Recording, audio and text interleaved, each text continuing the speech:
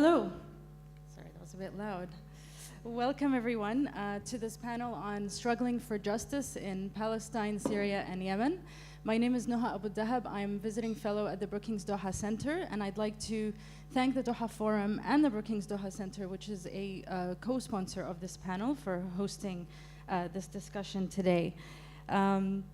I'm especially pleased that we're discussing justice during ongoing conflict today. It's an issue that I've been working on for many years, and I don't think it gets enough attention and context.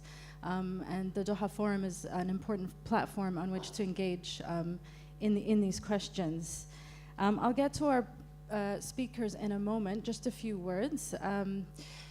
Despite ongoing violent conflict and the resurgence and indeed the persistence of authoritarianism in several countries in the Middle East, there's been quite a bit of activity surrounding the pursuit of justice, and in particular criminal accountability in the region.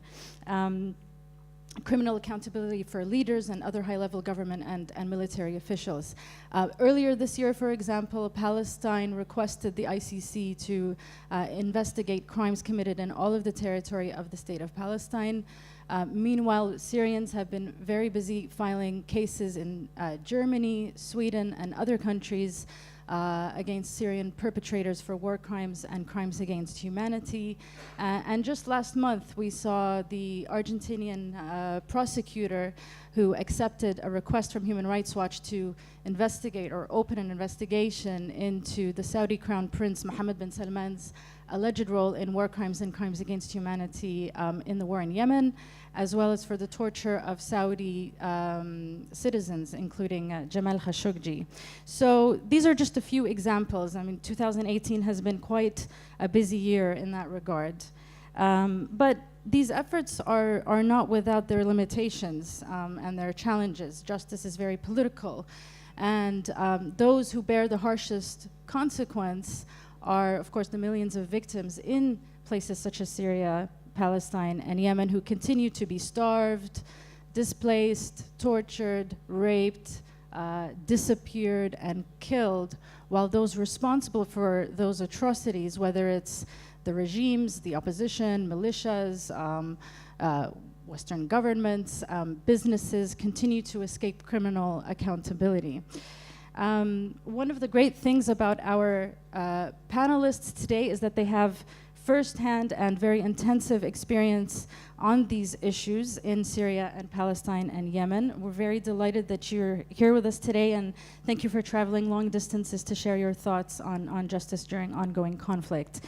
Right, so to my left is Fadl Abdel Ghani. He's the chairman of the Syrian Network for Human Rights. And next we have Ata Hindi, who is a research fellow in international law at Birzeit University in Palestine. Then we have Bara Shiban, who is a member of the Transitional Justice Working Group at the Yemeni National Dialogue Conference. He's also a MENA caseworker at Reprieve. And then, of course, we have Mr. Staffan de Mistura, the UN Special Envoy for Syria. Fadla, I'll start with you. Since Bashar al-Assad and his regime seem to have the upper hand at the moment in Syria, is justice a realistic expectation or hope for Syrian victims? Thank you very much, Noha. I think that the Syrian regime was monitoring the reaction of the international community very carefully. He is care about and afraid from the accountability. At the beginning, he started using the gunfires. Then, when the reaction was poor, he escalated. And here we have very key points about the first Russian veto in 4th of October 2011. So after 6 months of the starting of the uprising, we have the first veto at the peaceful movement. After this veto, the regime escalated the violence and started engaging the tanks and the cannons. The second veto in 4th February 2012, that also give the regime also the upper hand actually. Start using the barrel bombs, reaching to the chemical weapons. So this is the things. The regime is filled that he's in upper hand because he is protected by one permanent state at the UN Security Council. Now 12 veto from the Russia, plus at the beginning the political support, then after in September 2015 they engaged by their forces. So yes, but I still think that justice and accountability still in the deep heart of the people who demand their roles in at the beginning of the uprising, and this is the only way in order to achieve stability in the Syrian community. Otherwise, that we have two options. The society will be divided. One part will continue to be in this path of accountability and to lead the democratic change for Syria in order to reach to what they are believe in dignity and freedom, change the family rule, the Assad rule, for now almost 50 years, in order to reach to what they are believe. Other part of the society, unfortunately, they're going to engage with the extremist group. So this is the only way. Otherwise, the option is accountability, justice, in order to achieve what we are dreaming in Syria. Thank you. Stefan de Mistura, I'd like to go with you next. You have one of the most challenging jobs around. You also have vast experience working in countries such as Sudan, Iraq, Afghanistan, Kosovo, and so on. In your view, does criminal accountability enhance or stall peace processes? Thank you. Let me say the following. In Afghanistan, every case is different, sadly, because otherwise we would have a common line there. But in Afghanistan, as you know, and I know too, there was a considered decision to turn the page temporarily on the transitional justice. Many of the people who are still around, and powerfully so in Afghanistan, are the same warlords who happen to be very active and brutally so during the period of the fighting among them and with the Soviet Union at that time. I remember one in particular who tried to kill me twice, and I met him happily walking in Kabul. Because he had become a sort of acceptable personality so far. Now, my message to myself, I remember at that time, was when I was special envoy in Afghanistan and I was meeting these people, who I knew had a handful of blood, but at the time had been a postponement on a discussion on that transitional justice sometimes cannot be implemented immediately, because otherwise it would interfere with what could be a most important outcome, which is finding a political outcome to a tragedy. But, it needs to be like a candle, and the light should never disappear. That's why we need that light to be kept, because one day, sooner than later, that candle will be giving a feeling of hope to those who lost so many people due to this horror. Now, how does this apply elsewhere? Well, every case is different, but I hope the candle remains the same. That would be my first comment. The second comment, since I'm dealing with Syria, I've been now 47 years with the UN, and in 22 conflicts, including this last one. So I do have a historical capacity, I think, to actually analyze where we are. And I must tell you, I've never seen a conflict which has been using more brutality, indiscriminate brutality, than the one in Syria. You mentioned barrel bombs, indeed, but there were all sorts of weapons utilized frankly, from both sides, because there been indiscriminate shelling, for instance, in Aleppo, from both sides. But the level of horror was different, let's be frank, very different. And by the way, the opposition doesn't have airplanes and helicopters. Neither does Daesh, in spite of its horrific horror of behavior. So, and there have been hospitals hit once, twice, 3 times, when even people were trying to relieve and help those who were trying to rescue those who were in the hospital, and torture and detention. So, frankly, if there is one place where the candle needs to be kept alight, perhaps not for today, perhaps not tomorrow, but alight is definitely the Syrian conflict. Okay, thank you very much. All right, well, from one brutal conflict to another, let's talk about Yemen. But a few days ago, the U.S. Senate voted to end U.S. military assistance for Saudi Arabia's war in Yemen after 4 years of continuous U.S. support.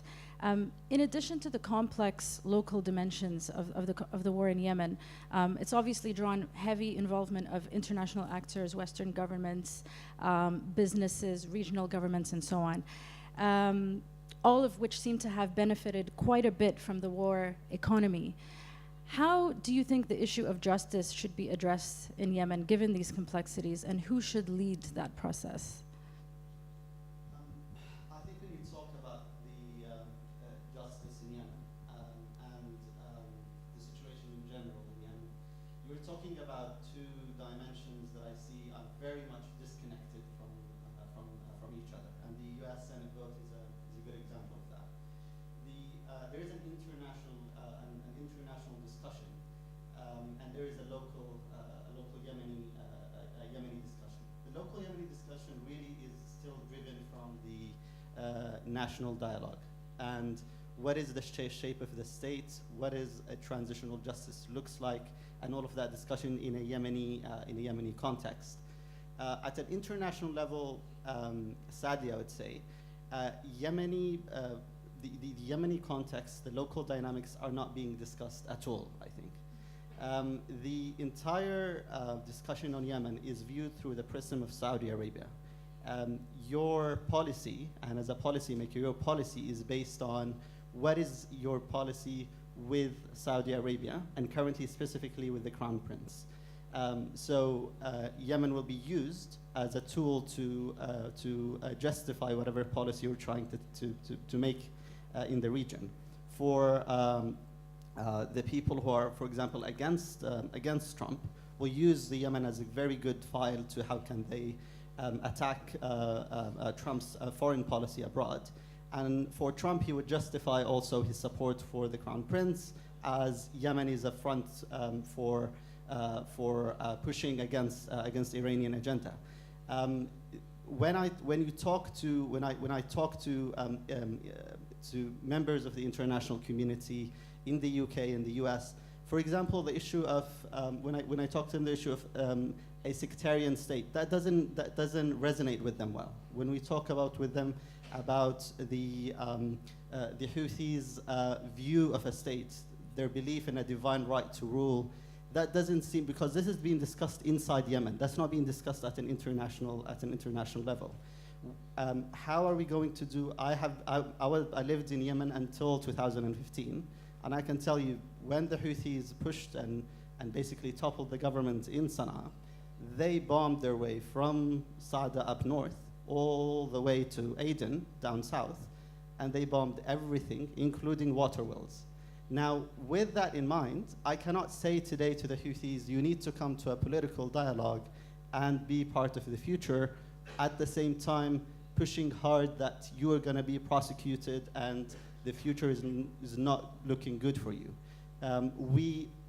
We have to accept the fact that one day we will have to coexist and live together as Yemenis, and a form of transitional justice could be a way to work to preserve the rights of the victims, but at the same time you are pushing the political process forward, because we cannot be stuck for a long time in a conflict, because at the end of the day there could be also a huge cost while we're pursuing justice. Okay, thank you for that. So the issue of time and delaying justice for the sake of immediate, sort of more immediate priorities. Ata, for decades in Palestine now, there's been this issue of justice. Now, as you know, the ICC has its critics, and one of my favorites is John Bolton, who threatened to prosecute the prosecutors, ban ICC officials from entering the US. This is after, of course, he was incensed that the US would open an investigation into alleged American crimes in Afghanistan. And he declared the ICC dead, right? And he also warned the court specifically to stay away from Israel. Now, as we know, there's an ongoing sort of involvement of the ICC in Palestine. To what extent do you believe the ICC is a realistic venue where Palestinians should seek justice? Thank you. Just seeing the turnout here reminds me how much I'd much rather work in a private rather than a public setting. It's very nervous. I have to say the right things, right? No. You don't have to. No, I'm just kidding. So, I mean, generally speaking, I've been working on the issue of the ICC. As a matter of fact, for a little bit of context, I worked in a position after on the ICC, particularly in the Middle East and North Africa region. And it was a very difficult situation working on the ICC in the region. It was a region that was in many ways hostile to the court. And we only had at the time Jordan as a state party to the Rome Statute. But everybody was looking at the possibility of the ICC and continues to do so. We worked on it for Darfur, we worked on it for Libya, the possibility of Syria, etc. When it came to Palestine, and I think it's appropriate that we have a session now, and to see that if anybody was at the session yesterday on polarization in the MENA region, to see the complete disconnect between the way many of us view justice and the people who have been in charge of the political dialogue, is that sometimes we're being told, you know, when we would go and speak about Palestine to, for example, a Western state or a European state, they don't want to listen. They won't give you the time of day. But when you want to speak to them about Darfur, they'll be open arms. And it'll be vice versa in the Arab world. You go and you want to speak to them about Palestine, they're very open about the ICC, and then you speak to them about Darfur, and they're like, no. When it comes to the ICC, it is a mechanism. It's a necessary one. The court isn't perfect, but we understand that individuals need to be held accountable. There is no conflict between peace and justice. It's very difficult to know that there are individuals who are in power who won't be held accountable for war crimes, crimes against humanity, and genocide. And this is with regards to the various crimes that have been committed between the West Bank, East Jerusalem, and the Gaza Strip. And I think it's a necessary step. As much as the Palestinians have been pushed not to go to the court, we should continue to go to the court in any way possible to see whatever crimes the court can investigate and prosecute.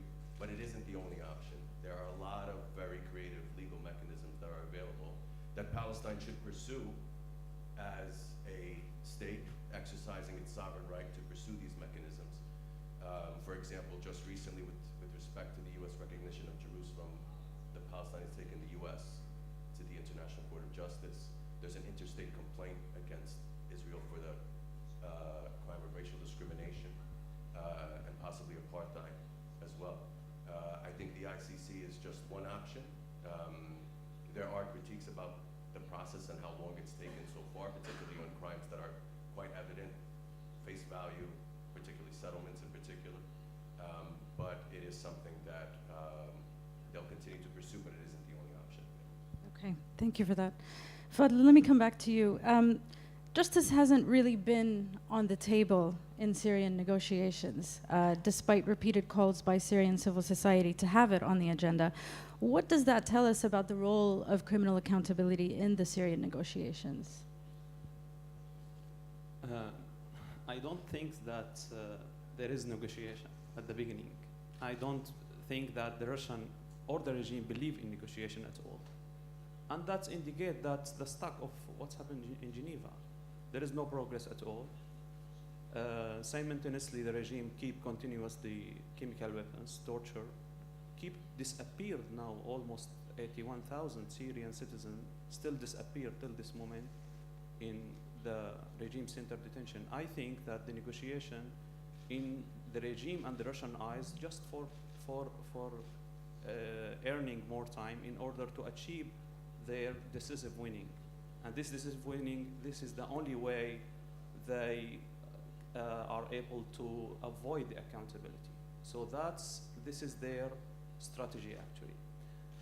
Now regarding your question, even the negotiation now transfer with the UN Security Council 2254 transfer from transitional body to be constitution committee, which was before the transitional body. One committee from the transitional body is the constitution committee, and this get the legitimacy from the transitional body. Now, the Constitution Committee, which is now everyone talking about the Constitution Committee, from where it will get their legitimacy? From the UN Security Council, and also, does the regime gonna to respect this Constitution Committee? The real Syrian civil society keep asking and keep demanding about justice and accountability simultaneously in the path of negotiation. It should be like on the table. The detainees file, stop the siege, release or reveal the fate of the force disappeared, and start sanction on the Russian, economic sanction on the Russian and the Iranian, who is still supporting the Assad regime. I don't see any hope if the process will continue like this. The ignorance of the regime and the Iranian and the Russian will continue, and also taking the path from the Geneva to other path to Astana and the Sochi, because the Constitution Committee is Sochi outcome, which is the Russian conference. And now other states like the United States, the European also, they are all engaged in this Constitution Committee, which is on contrary to the UN Security Council process. Transitional body will lead to Constitution Committee, not on contrary, Constitution Committee, then transitional body. That's not gonna happen. Okay, thank you for that. Stefan, I'm coming back to you right now.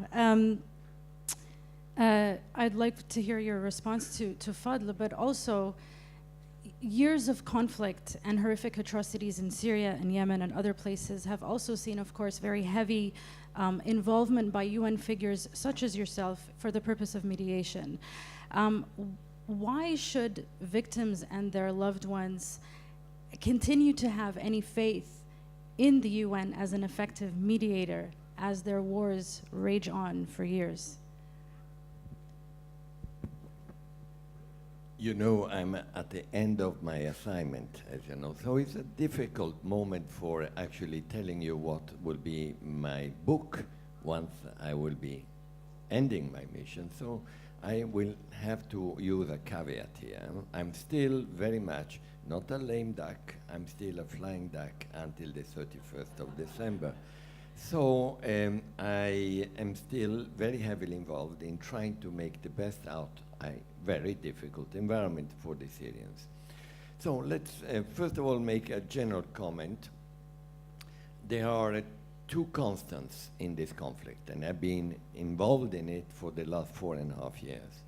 The first constant is that there is nothing constant in this conflict. If you look at it, it has been changing geographically, territorially, and consistently all the time. When I tried to have a freeze on Aleppo, who actually was not in favor was the opposition, believe it or not, at that time. But we are talking about 3 years ago, because they said, no. We are perhaps going to win this war, and if you are focusing on the Aleppo, that may produce a lack of focus on other areas. And in other cases, it was the government. No, no, no, we are almost winning the war. Why should we be having any compromise? So we are in the UN nice, but not stupid, okay?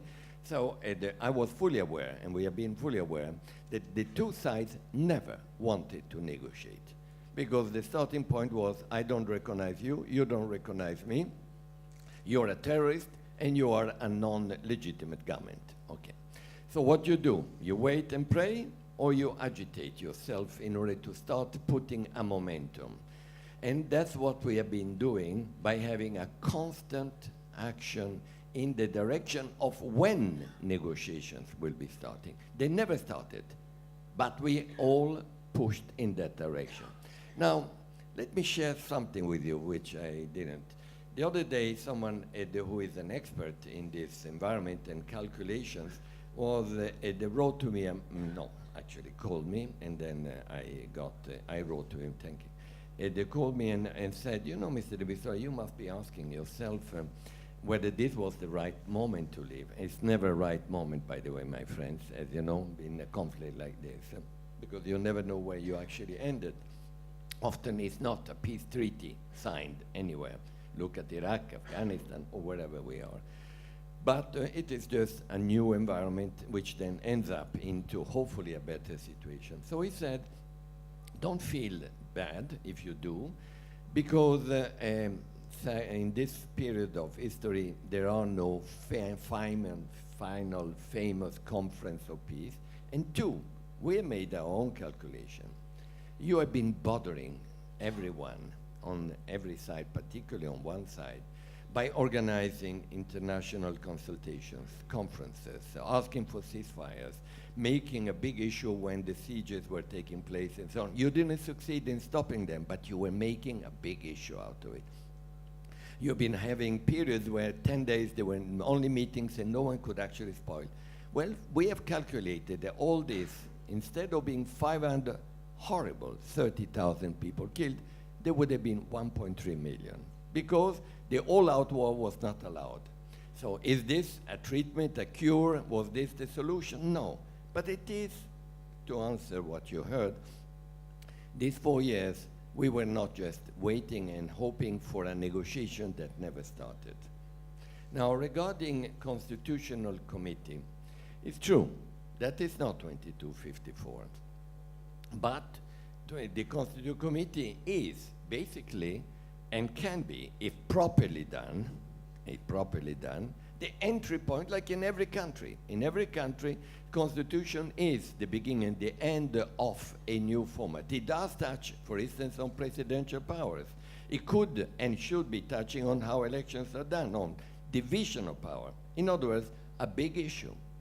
It's not Hagia Basita. It is an important issue. And that's why the government is extremely concerned about it. That's why there is such a issue about it. Last point.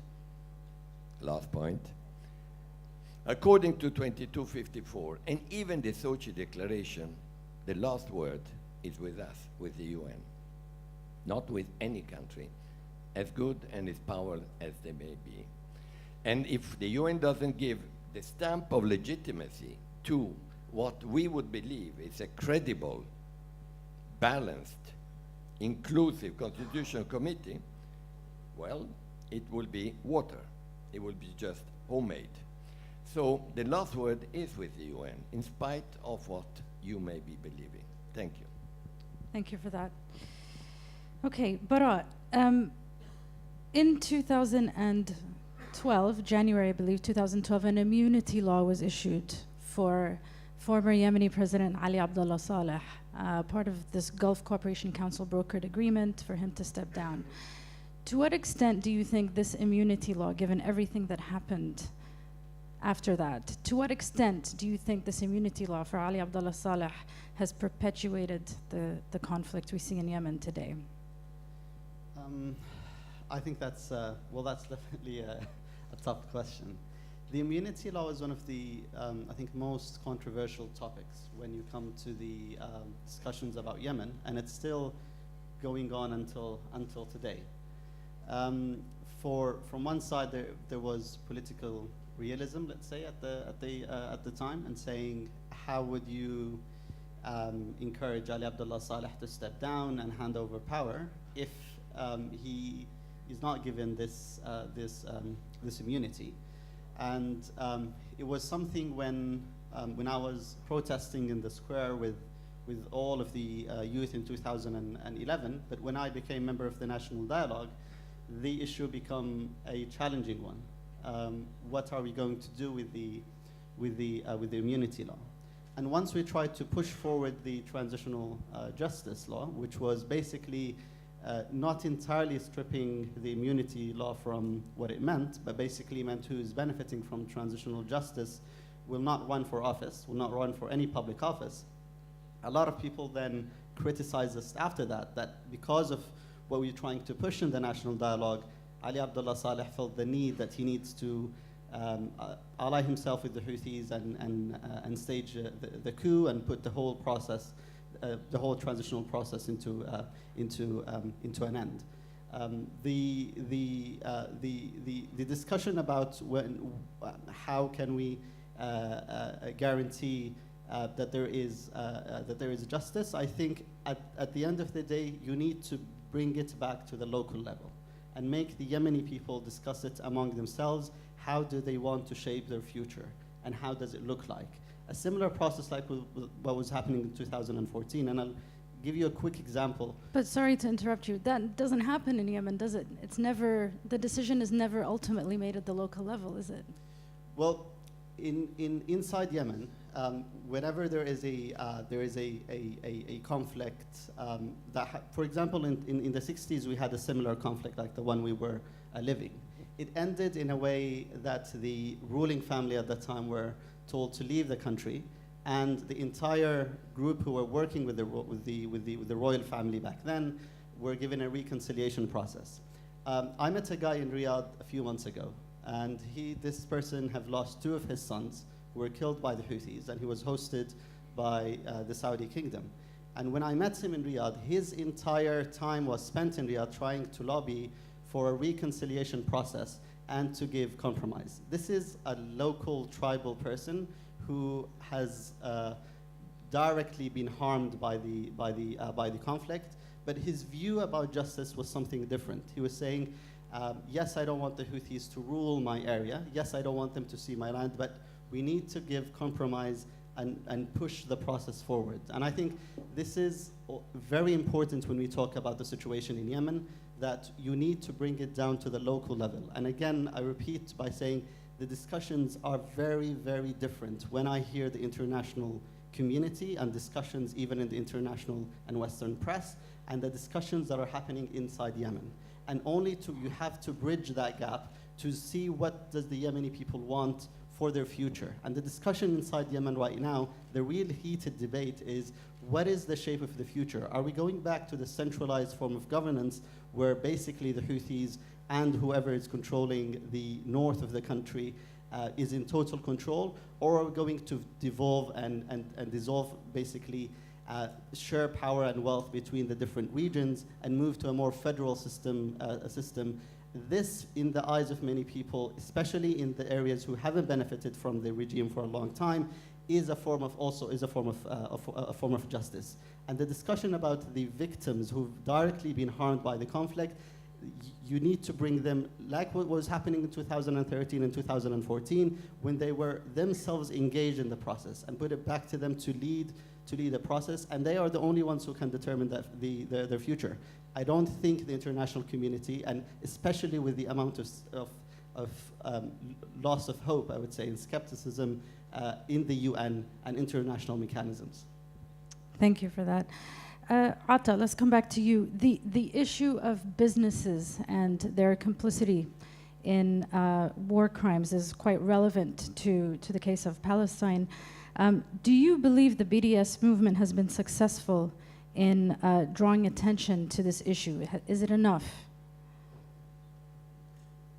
So, just a couple points. I mean, generally speaking, the Palestinians have obviously been at the forefront when it comes to issues related to business and human rights.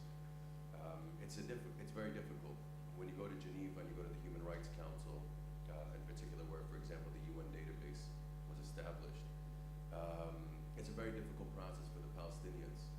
time they go and they consult with, for example, the European Union or with other states, they come back with significantly watered down language or the possibility that please remove this, remove this off of the table, right? That's an unfortunate situation, and I'm sure it's like that in other situations as well.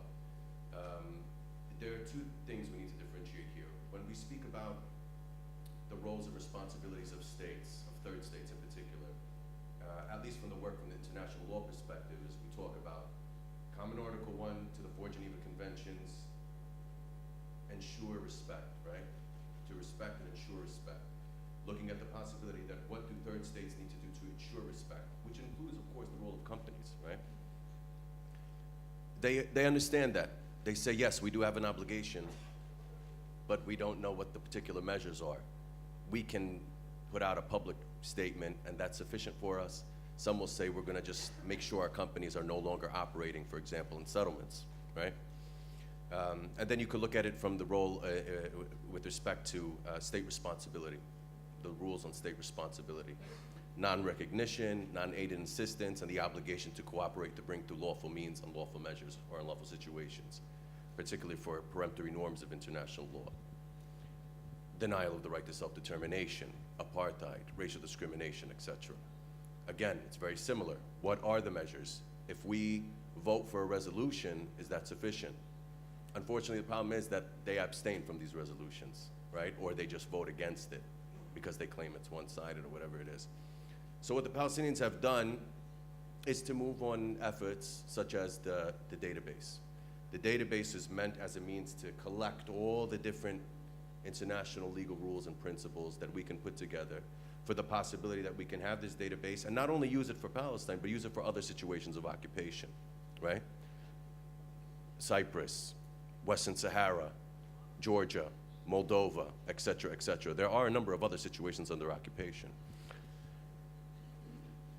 Then there comes the more activistic approach, which of course has some legal elements in it, which is the BDS movement. Because on the one hand, you know, the Palestinians are told, don't resist, no armed resistance. And then they say, okay, fine, we believe in nonviolence, let's work on BDS. And they say, no, no, no, you can't do that either. One or the other, right? Basically, just, you know, sit down in your seat, see what they offer you, and be happy. And that should be enough. From our perspective, from the legal sense, when it comes to international law, I think there are a lot of successes, and there's going to be more to come. Not only for Palestine, but other situations that are in other very similar situations. But also from the perspective of the boycott, divestment, sanctions movement. Because at the end of the day, you know, it's not just about, you know, which celebrity comes in to sing in Tel Aviv, right? It's more than that. It's about the problem that states and institutions have with recognition of Israel as a legitimate occupying power. Because at the end of the day, the message is simple. You want peace. And the occupation. The only thing negotiable is, when are you going to leave? What is your timetable? Not which parts. No, no, no. How long do you need to leave? That's it. Thank you for ending on that powerful note, Ata. We have a large audience here, so I'm going to start the Q&A session. Where are the microphones? Okay, we have here. Let me just do a quick survey. All right, let's start with the gentleman over here, please. Thank you very much. I'd like to ask Ata. Please introduce yourself. My name is Bilal Saber from the private sector in Qatar. I'm a refugee from Jaffa. I've never seen Jaffa. I've been all my life in Qatar. I think that's enough for an introduction. In terms of framing, I would like to try and understand the relationship between justice and framing of the problem. I find that sometimes, you know, when the leadership frames the problem as a small conflict between, say, an occupier and, you know, unoccupied people, which is just a matter of, you know, time before, that could be one perspective that could lead to certain consequences. And for example, if you frame it in the ethnic cleansing broader context, where, for example, pre to 1948, there were Jewish terrorists that actually massacred a lot of people in order to establish the state of Israel under the protection of the British occupiers at the time. Can we have a question, please? The question is there a relationship between how we frame the problem and the kind of justice that we are asking for, and should that influence how we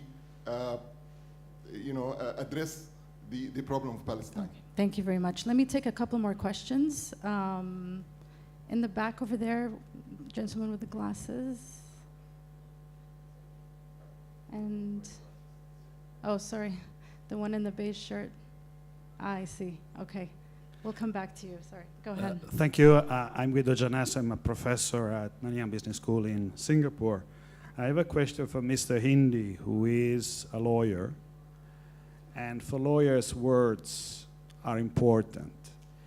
And he made a number of comments, some of which I completely agree, but he raised twice a reference, an allegation to, I quote, racial discrimination and apartheid, unquote. I have a very simple question for him. Does he acknowledge, and I would like to have an answer, yes or no, that in Israel, Arab Israelis are currently voting, they have MPs, they have ministers in governments, they have ambassadors in place, they have generals in the army, including the head of the Magav, which is the border guard.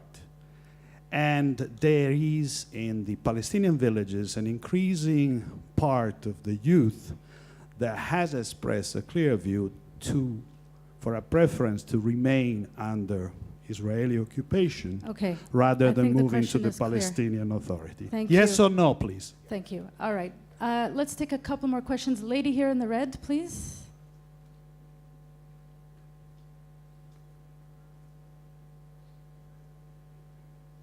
Over here on this side. 1, 2, 3, third row. Thank you. Hello, Mariana Belink, Commerçant Daily, Russia. I have a question to Mr. Fadel. You said you are not sure that Damascus will be respect the Constitutional Committee. If, from your opinion, the Syrian society, Syrian opposition will respect the future Constitutional Committee, how it will look? I hope next week we will see who will be there. So, what do you think? Thank you. Okay, let's take 1 or 2 more questions. Here in the front, please. Yep, thank you. Radwan Ziada, Arab Center for Research and Policy Studies. I have 2 quick questions to Ambassador de Mistura. Thank you very much for your outstanding service. But since 3 years in conflict as UN envoy, you tried 3 different initiatives, 4 years. The first one, the ceasefire local councils. And the second one, the ISSG, International Syria Support Group. And the third one, the Constitutional Committee. None of them actually worked out. This is what do you think you believe that the Assad government will implement any recommendations will come up with this Constitutional Committee, taking into your consideration that this is against the International Security Council Resolution 2045. And the second question, the Assad government has persisted to ignore the Security Council resolution. In 2014, we have Security Council Resolution 2268, which focused on the siege areas, which counted 34 areas under siege, almost 1,200,000. And next year, actually, rather than this number of areas increased. And this is why if you look into how the Security Council issued and focused on the areas, we see not only persistence, but also the government itself, its capital punishment of all the areas has been under siege for the years. Okay, thank you. Let's turn to our speakers, and then hopefully we'll have time for another round of questions. Fadl, can we start with you, please? Yes, of course. Thank you. the opposition is engaged in all the Geneva process since the Geneva one actually. But the things is that the regime prevent to do any progress. He keep. I'm respecting the point of view from Mr. de Mistura that in Aleppo the opposition is the one who refused, but we have history actually, and since Kofi Annan, then Al-Akhdar al-Ibrahimi, since Mr. Kofi Annan 6-point plan, then Al-Akhdar al-Ibrahimi, then all the Geneva process, that the opposition is engaged, is totally engaged, and now even in my I'm opposite of the Constitution Committee. I don't think it will lead to anything actually, because the regime is keep violating even the Syrian constitution. The regime changed the constitution in half a second. In 2000, they changed the age of the president to 34 in order to defeat Bashar al-Assad. And in 2012, the constitution in 2012, they returned the age to 40. So they are manipulating the constitution. Our country is controlled by the security forces, and they keep violating the constitution. But I think that part of the opposition will be engaged in the Constitution Committee. Okay, thank you. Stefan, can we go to you, please? Well, trying to address your point, I think, as I told you, I'm still in the middle of negotiations and discussions and pushing and pulling, so I'm not going to be too elaborated, although you tried very hard, and I recognize. So I will just give you one sentence as an answer. One can win territorially a conflict, especially if one has strong military support from strong friends. But the issue is, can you win peace? And we're getting into that phase. And that phase means rehabilitation, reconstruction, recognition, return of refugees. All that are important elements that can be as powerful as actually a military force in terms of helping everyone to realize that you can't win a war and full stop. Last point, fly with me back. I was in Iraq, to Mosul. There was a big mistake made, and I was in Iraq when we were trying to make sure that after the Al-Qaeda component, at that time Mr. Zarqawi, had been defeated because there had been an engagement with the Sunni tribes in order to include them. The word inclusion is crucial. Then there was a mistake done, big mistake. And guess what? We had Mr. al-Baghdadi coming up, and ISIS and Daesh. And what did it take to actually address that? Have we learned anything from it? Bottom line, if any solution that will be found for Syria does not include the word inclusion in a very strong way, and that can be done through a credible, inclusive constitution that needs to be applied, of course, then there will be big problems. And I think that is something that is making many people aware, probably even the government.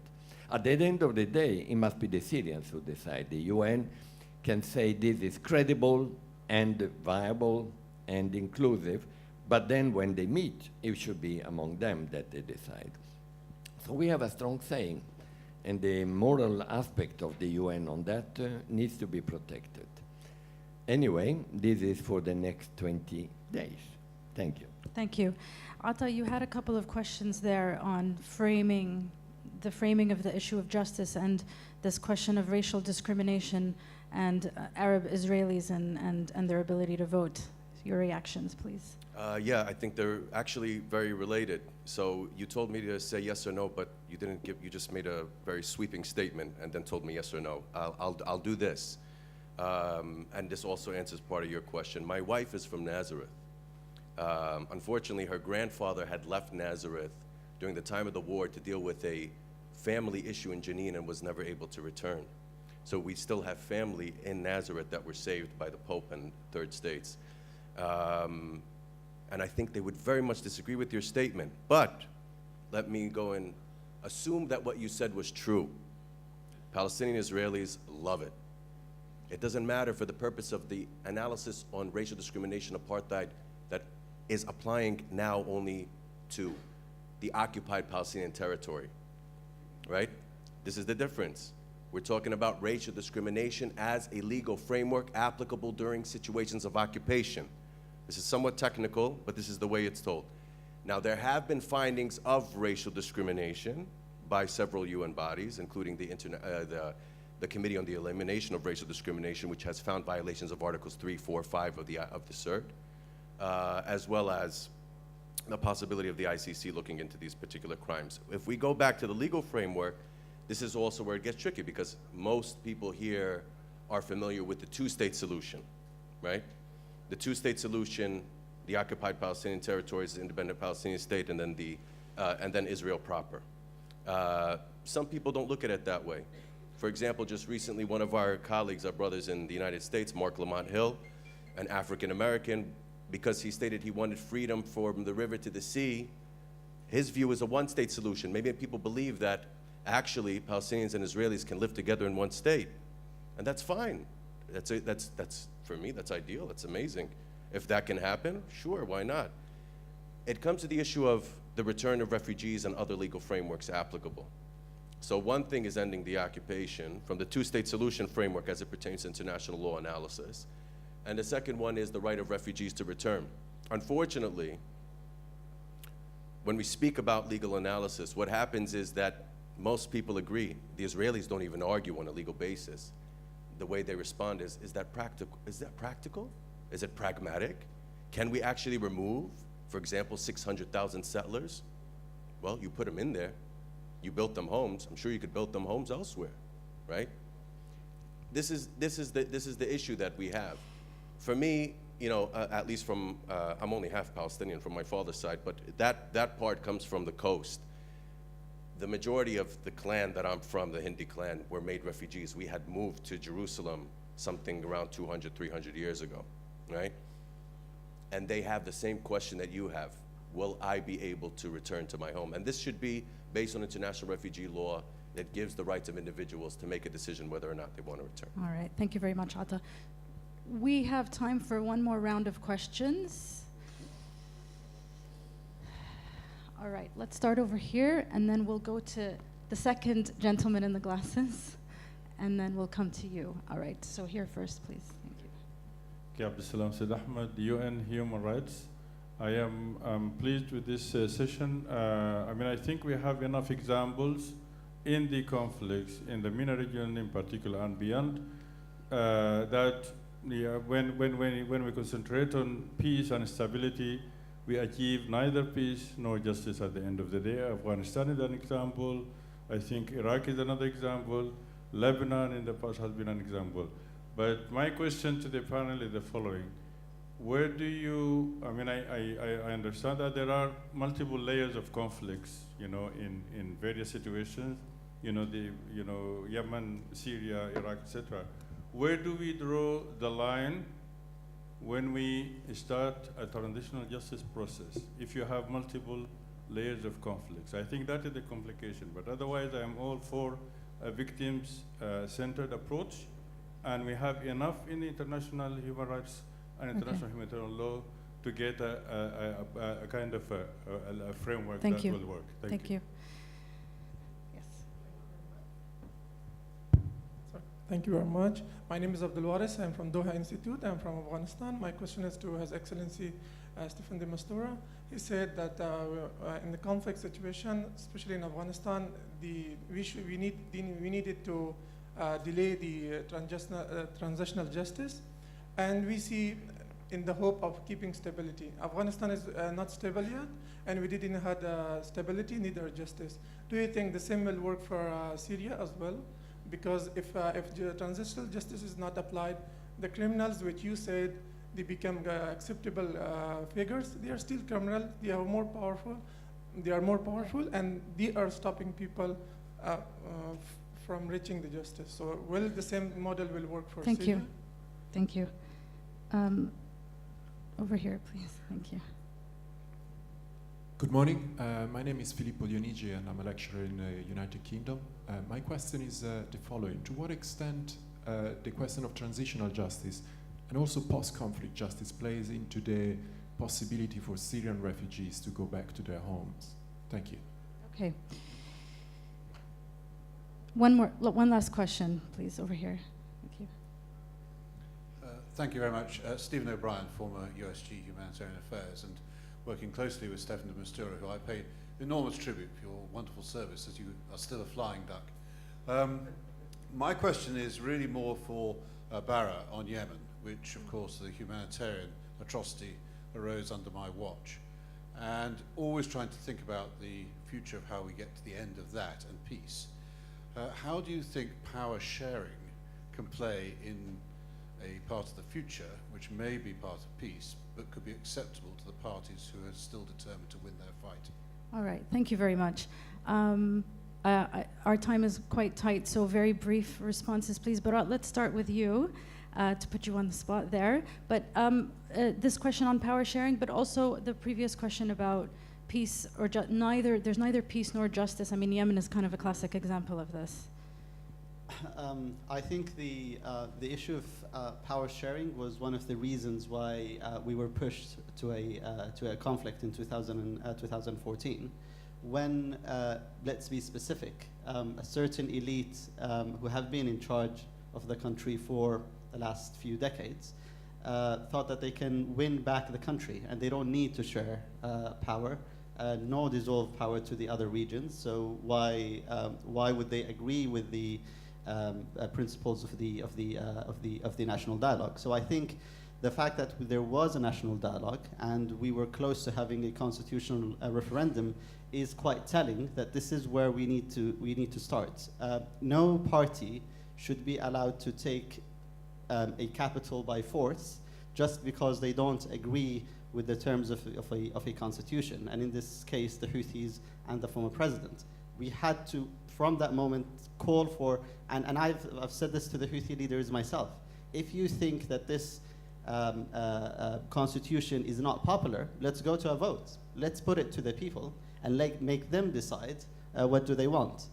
The problem with the international community today is that they are telling me as a Yemeni, you have to tolerate that today. You have to accept the Houthis even if they take, and by the way, I am accepting the Houthis. I don't think that the Houthis should be alienated from the process. They are Yemenis and they need to be part of what our future will look like.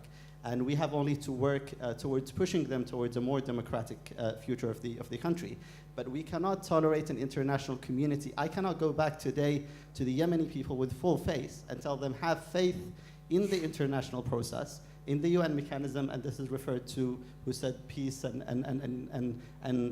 the UN Human Rights, the UN Human Rights Commission and what they're trying to do, and they are seeing a process that is very flawed and very removed from what they have been trying to push forward, which is a democratic, modern state based on the principles of a national dialogue. It's Okay. that simple. Thank you. Stefan, I think you'll have the last word there with the question directed at you about Afghanistan and Syria.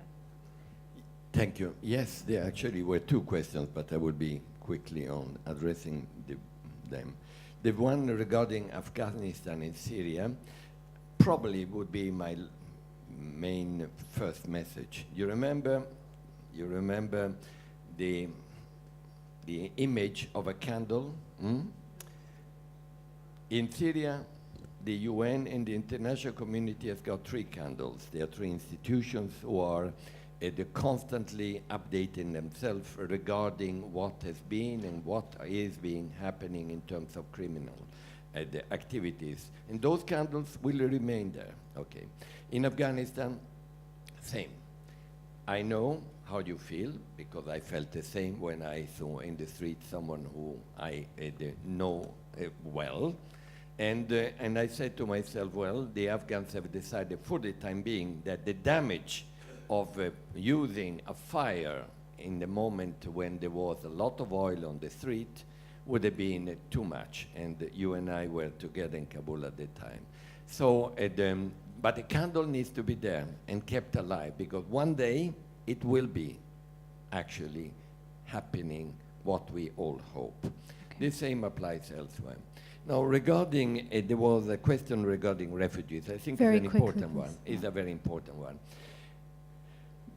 Refugees are very, very smart. They know what they need to have in order to return. This is not a school or a building or a road or an electrical center. They're asking, will I be arrested? Will my son be recruited by the military and be punished because he actually went to Lebanon or to Turkey or to Jordan? Will there be a possible political process will give a chance to us to feel that this is a different environment? Then I will return. So again, we go back to the bottom line, the intangibles. And that's why we are in the political process. Constitutional Committee seems to be the main issue because it's an entry point. It could be actually like an icebreaker. Well, we are insisting on the fact that there should be confidence building measures. The issue about detainees, for instance, 80,000 of them, 10 of them just released so far, 10, I repeat. Mm-hmm. Obviously, the refugees are watching that.